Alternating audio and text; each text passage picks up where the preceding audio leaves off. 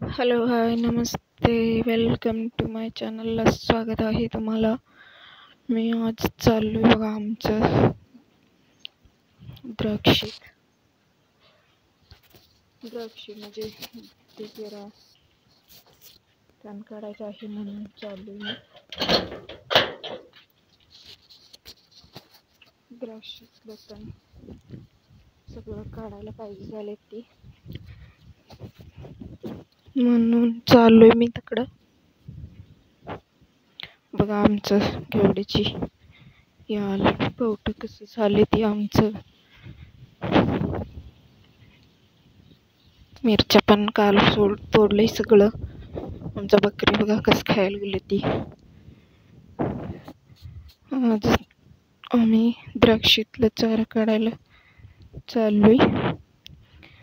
ते द्राक्षीचं पुढचं सगळं चारा काढायला पाहिजे, नाही तर सगळं खात घातलं असतं आम्ही. सगळं खात सगळं व्याया जाते ते, म्हणून ते सगळं शिस्तवानी तण काढून सोडायला पाहिजे. म्हणून आज तण काढणार आहे आम्ही. त्या पायी चाललोय बघा तिकडंच. कसं आहे तुम्ही?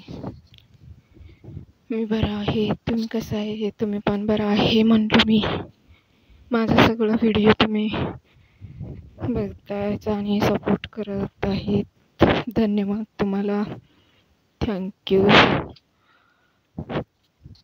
यावर्षी काय द्राक्षीतला माल आमचं जरा पातळच आहे बघा. असं गेल्या वर्षी उन्हाळ्यात पाणी नाही तुटलं असं झालंय बघा. असं सगळं एक एक पातळ आहे ते माल. इकडचं माणिक चमन आहे. माणिक चमनमध्ये जरा बिगर जेम आणि फवारणी जरा कमी घेतलंय म्हणून तरी पण घड लांबली ती. इकडचं जरा पातळ आहे ते उन्हानं घड लांबली ती. माणिक चमनला तेवढं काय आम्ही झेचं जास्त फवारणी घेत नाही. कसं म्हणलं तर ते बेदाण करायचं आमचं शेड आहे. बेदाण करायला ते बारीक माल लागते आणि मोठं झालं तर चालत नाही, म्हणून इकडचं बिगर जे करतो आम्ही. नकला तेवढेच मार्केट माल करून घेत आहोत. चला आता कसं आहे ते सांग. आमचं द्राक्षी तण काढायला चाललोय मी आता.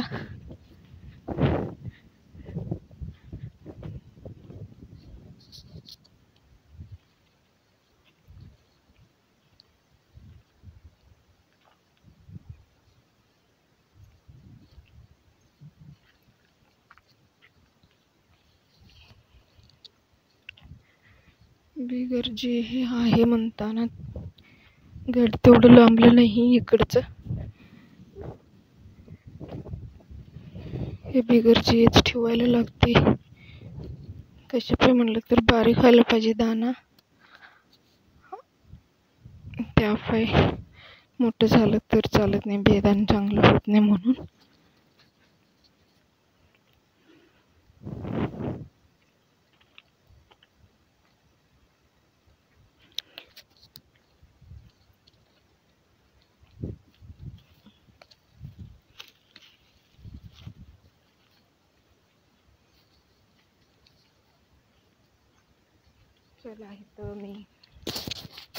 चला इथं मी तण काढणार आहे बघा. हे तण सगळं खाऊन सोडायला लागलंय द्राक्षीतला, म्हणून आम्ही तण काढून स्वच्छ करायचं आहे बघा. बुडक्यात सगळं